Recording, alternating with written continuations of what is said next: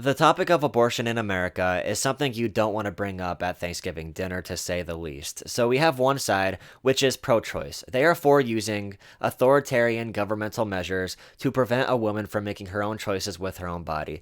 The other side is pro choice. You could be, pro life and be pro choice. You could say, I don't want the government controlling people and be pro choice. You could say, I want women to have rights and be pro choice. Pro choice doesn't mean pro abortion.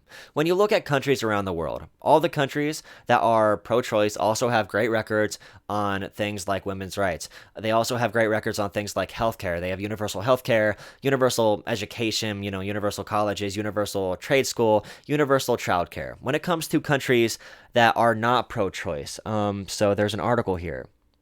Let me read this. So, the U.S., Saudi Arabia, and Uganda joined forces to declare women have no intrinsic right to abortion. 10 of world's 20 worst countries for women signed declaration organized by Trump administration. So these are the countries: Saudi Arabia and Uganda. So the Trump administration has joined 32 illiberal or authoritarian countries in declaring that women have no intrinsic right to abortion. So read the room. Who is on this side? We have anything ranging from Cameroon, Republic of the Congo. We have Egypt, Gambia, Hungary, Indonesia, Iraq, Kenya. We have Niger. We have Pakistan. We have Poland. We have Saudi Arabia, Senegal, Uganda. Like, the U.S. isn't simply joining up with these countries. As bad as that is, they are leading the effort globally to suppress women's rights. We have to ask a question with every presidential regime: how will they operate on the global stage? So Donald Trump has taken us out of virtually every international trade agreement, the Paris Accord, when it comes to the Iran deal, when it comes to the WHO, when it comes to the UN in general. Trump doesn't like that. The Trump administration has made U.S. a laughingstock of the entire world, cutting us off from many venues that we need to be connected to in order to be a successful country on the global stage. So he has traded those ties for these authoritarian countries. He does like Russia, he does like North Korea. He's very sympathetic to dictators and any authoritarian leader. It's what he wants to be. It makes you question.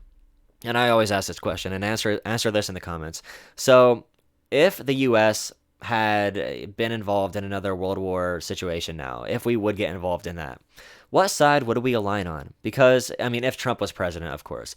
Because we aren't friends with, Trudeau in Canada. We hate France. France and the US are butting heads constantly because France sees us as, childish actors on the world stage. Germany, same deal. When it comes to the leaders of the EU, same deal. What side would we align with? Donald Trump loves he loves Russia. He really does like these authoritarian countries. When it comes down to who the commander in chief wants to align our military powers with, what side would we fall down on? What side would we fall down on? I really don't know. It's a question we need to keep on asking because this is a serious issue.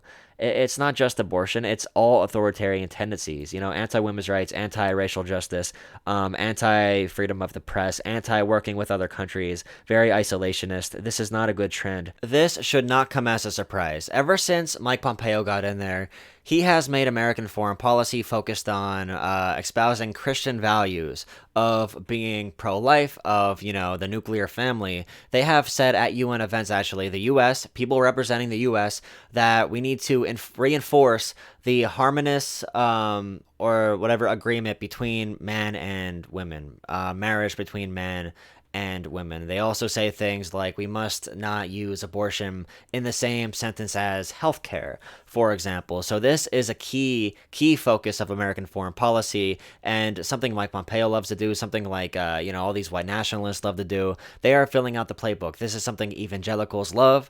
They are filling out the playbook when it comes to shoring up Trump's base and shoring up all of the backwards people in our country that their fundamentalist values would align quite well with Saudi Arabia and other autocratic and, authoritarian countries.